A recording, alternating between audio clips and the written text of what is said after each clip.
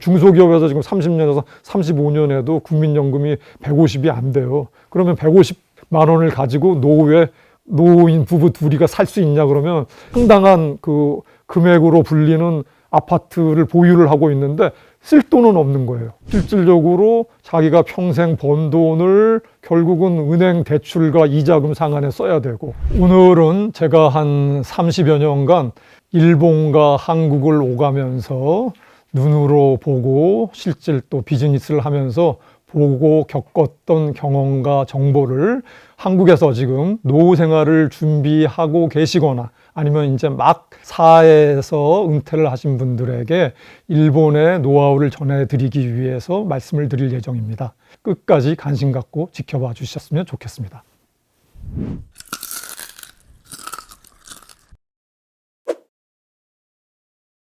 네, 안녕하세요. 시사일본연구소 소장 맡고 있는 최인환입니다. 일단은 아직 우리나라가 이제 고령자들이 그렇게 많이 나온 게 아니에요. 지금 이제 많이 이제 사회적으로 이슈가 커지고 관심이 커져서 그런 거죠. 본격적으로 이제 50, 60 세대가 노후 준비를 해야 되고 이제 은퇴를 막 하기 때문에 지금 사회적으로 이슈가 된 거지, 현재 일본처럼 고령자들이 엄청적으로 많아갖고 뭔가 뭐 인력 부족이라든지 시설 운영 문제라든지 뭐 연금의 뭐 재정 적자 압박 문제라든지 이런 게 지금 터져 나온 건 아니거든요. 터져 나올 가능성이 막 지금 높아져서 위험하다는 거죠. 그런 측면에서 말씀을 드리면, 일본에서 지금 발생하고 있는 위기가 되고 있는 어떤 재정 적자, 연금 운용의 연금 적자 문제 커지는 것, 이런 것들을 미리미리 선제적으로 예방을 하고 대비를 해야지 일본에서 지금 겪고 있는 어려움이나 혼란을 미리 막지 않을까 해서 지금 이슈가 되는 건데, 우리나라는 아직까지 지금 초고령 사회 진입을 이제 막 1년 차밖에 안 됐기 때문에 거기에 대한 정확한 실태 파악이 안 됐다는 점이 좀 일단 중요하고요. 그 다음으로는 그러한 고령자들을 어떻게 케어를 하고 최소한 고령자들이 크게 노후에 정말 그 최저 빈곤선까지 겪지 않으면서 어느 정도로 이렇게 사회 안전망 속에서 살아갈 수 있게 제도적으로 서포팅을 했느냐, 이게 중요하기 때문에 개인 제도도 중요하지만 개인들이 대비를 하고 자산을 축적할 수 있는 기간을 늘려줘야 되거든요. 그럼 당연히 중요한 게 최대한 그 개인들이 건강하고 원할 때까지는 사회의 이 노동시장에서 현역으로 일할 수 있는 기간을 늘려주는 게 가장 좋은 방법이거든요. 가급적 제도적으로는 정년을, 지금 엄청나게 건강한데 60세에서 65세까지로는 일단은 길을 터주는 게 큰 원칙학에서는 맞는 것 같고, 그 다음에 두 번째로 중요한 건 바로 어쨌든 공적 연금 제도입니다. 물론 지금 개인적으로 노후가 길어지기 때문에 중산층 이상에서는 개인 연금도 넣고 뭐 생명보험도 넣고 준비 많이들 하십니다. 재테크도 많이 하시고 주식 투자도 하시고 많이 준비를 하지만, 우리가 기본적으로 중요한 거는 요 일반적인 중류층 아니면 좀 생활이 어려우신 서민층, 요쪽이 어쨌든 전체 국민에서 차지하는 포션이 크기 때문에 대부분의 이런 중류층, 요 서민층 분들에게 어느 정도의 노후를 안전하게 보낼 수 있는 장치, 그게 결국은 공적연금이거든요. 그래서 그러한 기준에서 지금 국민연금만으로는 노후 세비가 너무 적다, 그렇게 말씀드릴 수 있거든요. 중소기업에서 지금 30년에서 35년에도 국민연금이 150이 안 돼요. 그러면 150만 원을 가지고 노후에 노인 부부 둘이가 살 수 있냐 그러면 이거는 뭐 아무리 눈높이를 낮춰도 지금 고물가 시대에 힘들거든요. 그렇기 때문에 이 공적연금 제도를 잘 정비를 해서 최소한으로 어느 정도로는 그 공적연금을 가지고 노후에 기본 안전장치는 될 수 있게, 그러니까 일자리로 일할 수 있는 기간을 늘리고 공적연금을 어쨌든 좀 탄탄하게 제도적으로 좀 이렇게 갖춰주고, 이 두 가지가 포인트인 것 같습니다. 첫 번째가 청년 실업, 청년의 지금 고용이 어렵다는 게 하나고, 또 하나 문제는 지금 지나친 그 수도권, 특히 서울의 일부 지역의 아파트 가열 양상은 굉장히 큰 내관이라고 생각해요. 국가 전체적으로 볼 때 특정 지역의 특정 아파트가 국내외적으로 볼 때도 상식선을 넘어서 고가격으로 평가 또는 지나치게 가열되게 투자 자금이 몰리고 있는 거는 분명히 사회 전체적으로도 조금 위험한 거고, 상당한 그 금액으로 불리는 아파트를 보유를 하고 있는데 쓸 돈은 없는 거예요. 쓸 돈은 없는데 재산세, 보유세라든지 이런 걸로 따지면 실질적으로 자기가 평생 번 돈을 결국은 은행 대출과 이자금 상환에 써야 되고, 결국 이게 아파트에 집중됐기 때문에 발생하는 캐시플로우 부족 문제이거든요.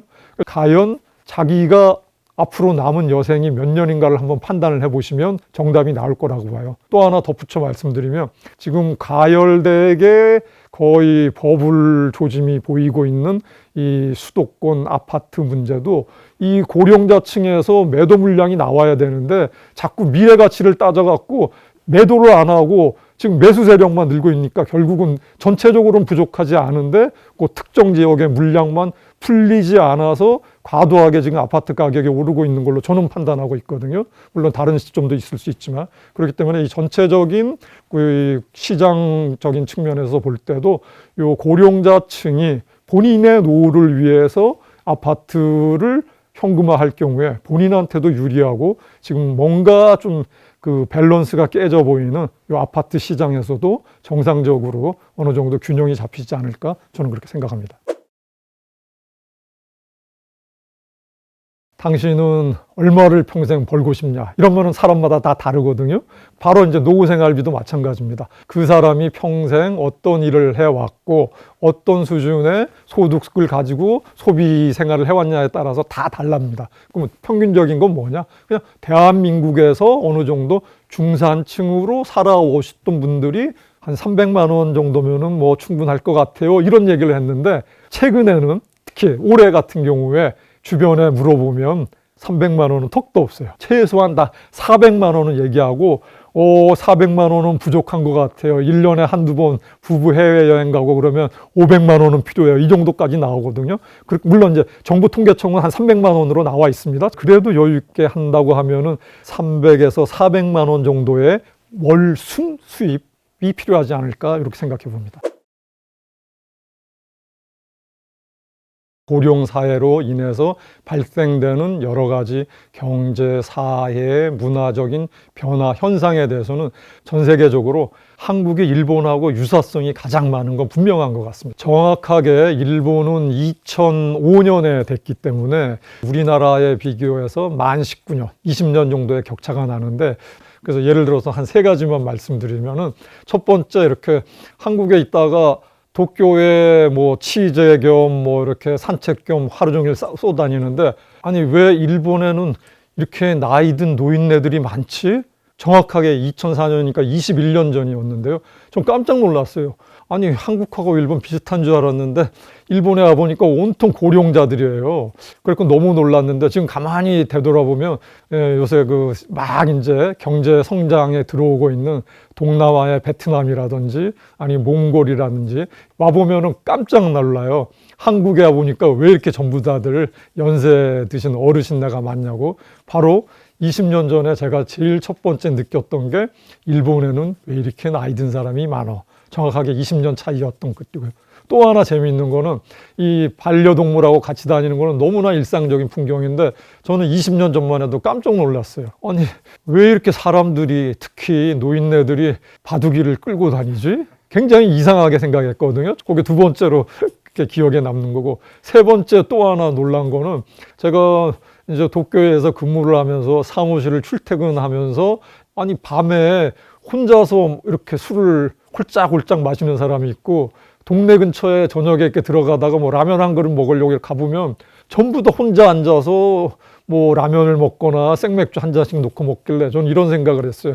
아니 일본 사람들은 좀 성격이 이상한가 봐. 가족이나 지인이나 친구가 없나? 왜 이렇게 회식하는 것도 별로 없고 혼자서 밥을 먹고 혼자서 술 마시지? 그런 생각을 했거든요.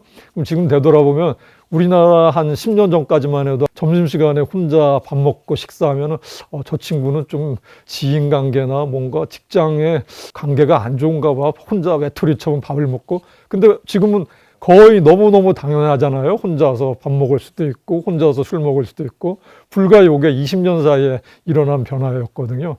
한 10년, 20년 전과 비교해 보면 너무나 많이 달라졌어요. 벌써 우리나라도. 근데 일본은 그걸 20년 전에 겪었기 때문에 저는 이러한 그 라이프 스타일이나 사회 구조적인 측면에서 비교해 보면 일본의 20년 동안 지금 걸어왔던 어떤 사회적인 변화, 어떤 사회 문화의 변화, 그리고 어떤 소비 성향의 변화는 상당히 공통적으로 옮겨갈 가능성이 많다라는 것은 염두에 두고 일본의 어떤 변화상을 참고하면 본인의 라이프 스타일에도 도움이 되고 향후에 뭐 재테크라든지 비즈니스 찬스라든지 분명히 상당한 정보가 될 거라고 생각합니다.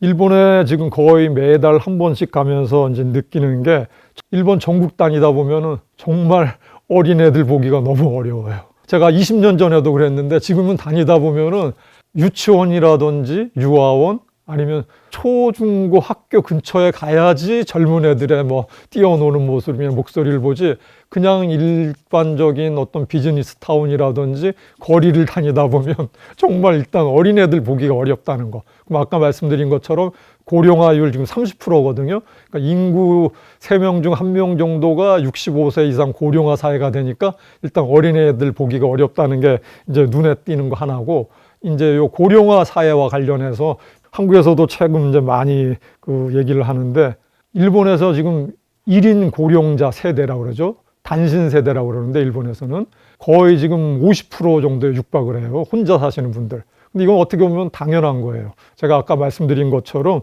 일본에서 일반적으로 여성이 남성보다 그 평균 수명이 한 7, 8세 높거든요. 일단 80세 이상이 되는 경우에는 혼자 사시는 고령자 세대가 많다라는 거. 그게 이제 가장 큰 특징이고 두 번째 또 하나 중요한 거는 계속 그 평균 수명이 길어지기 때문에 일본에서는 지금 한 5년 정도, 10년 정도 전부터 노노 케어라는 말이 아주 사회적으로 대유행을 하고 있습니다.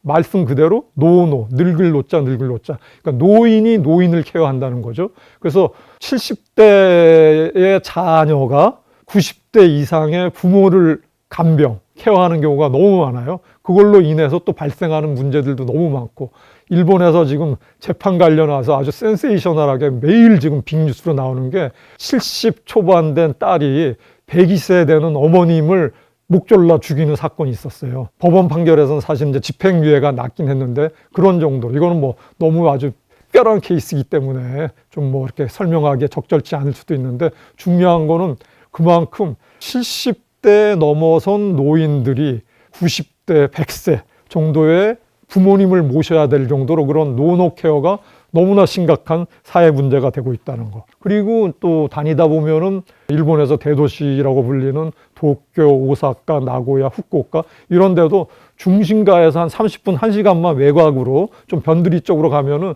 사실은 벌써 빈집들 많이 있어요. 그래서 전국적으로 이런 막 빈집이 거의 뭐 1,000만 채 정도 통계적으로 아마 그 정도 될 것 같은데 빈집 문제가 너무 크고 지금 이제 고령자가 급속도로 늘다가 향후 이제 10년, 15년 되면은 그 고령자 자체가 너무나 이제 한계점에 달해서 매년 막 몇십만 명씩 이제 세상을 떠나는 거예요. 그래서 일본에서는 그거를 다사사회라고 지금 벌써 명칭이 나와 있거든요. 그 정도로 고령자들이 많이 세상을 떠나면서 장례식장이 뭐 거의 웬만한 읍면동에 가도 조그만 가게 정도가 생길 정도로 엄청나게 늘고 있습니다. 한국에서는 고령자 거주 시설이라고 하면 실버타운, 요양원, 요양병원 이런 시설들이 그 나이 드신 분들이 이제 세상을 떠나기 전에 거주하는 시설들이 고령자 시설인데 일본 같은 경우에는 그거를 이제 유료 노인홈 또는 고령자 주택이라고 하거든요. 근데 이러한 고령자 시설들이 지금 전국적으로 문을 닫는 곳이 굉장히 늘고 있어요.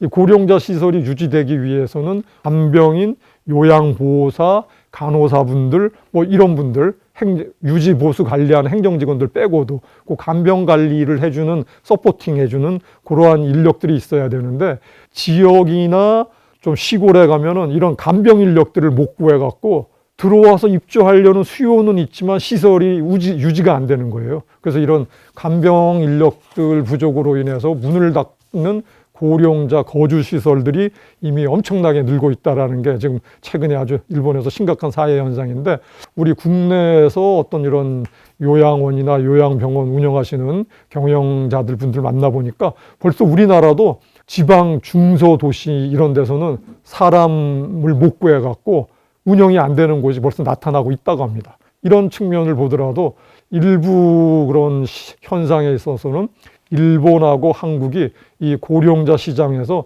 그냥 동시적인 현상, 동시적인 흐름이 나타나고 벌써 있는 것 같습니다.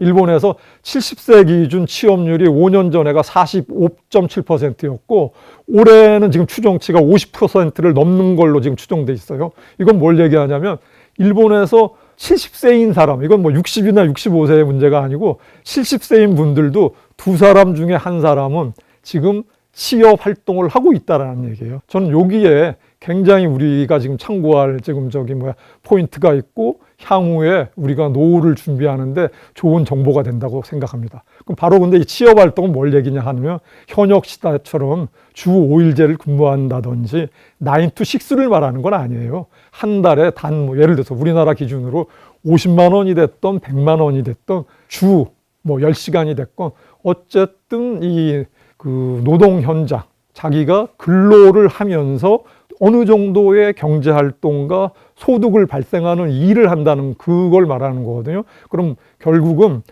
최대한 노후가 시작되는 시점까지 현역 생활을 길게 하고 노후에도 어느 정도 사회 활동을 하는 사람들이 일본에는 많다라는 거예요. 그래서 우리나라에서도 제가 보기에는 앞으로 이러한 일본의 고령자들의 지금 라이프 스타일이 이렇게 되고 있다라는 거를 좀 염두에 두고 노후 생활과 노후 대비를 해야 되지 않을까 이렇게 생각을 합니다. 요즘에 조금씩 이제 얘기 나오는 게 바로 이제 평생 현역 개념이거든요. 법적으로 60세 정년이 있기 때문에 정년 이후에 은퇴라는 거지.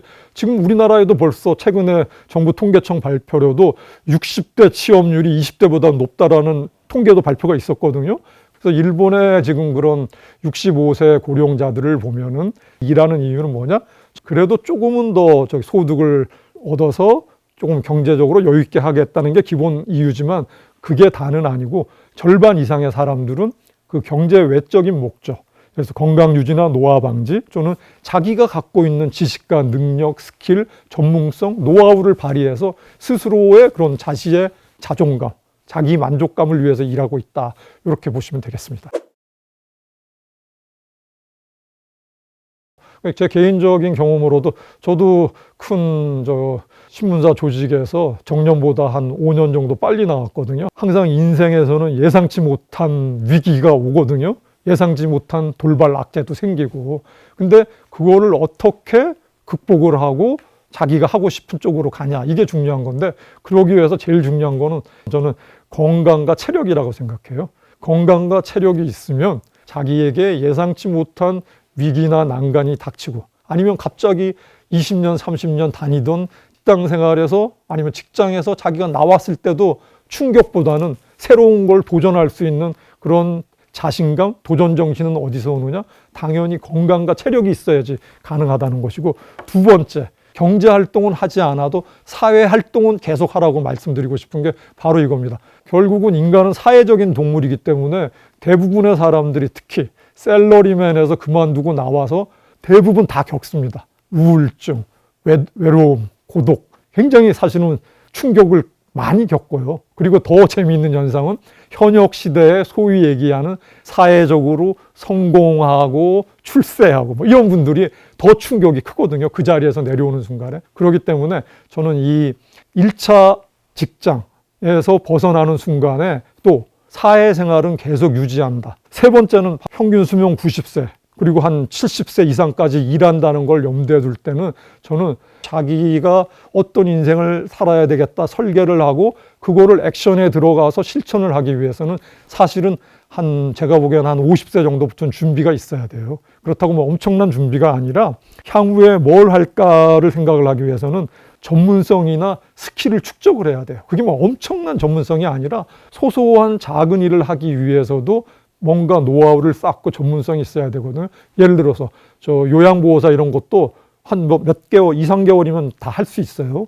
적성만 맞으면. 그렇기 때문에 그런 소소한 전문 자격증 같은 것도 준비하는 게 좋고, 또 하나 말씀드리고 싶은 거는 향후 미래 사회는 지금도 벌써 IT 디지털 사회인데, 제가 보기에 향후 미래 사회는 무조건 AI와 휴머노이드 로봇 시대로 가고 있거든요. 향후 한 2030년. 2030년 이후에 오히려 이거는 젊은 사람들의 노동력보다는 나이 70, 80여도 할 수 있는 일들이 앞으로는 엄청나게 많이 생긴다는 거예요.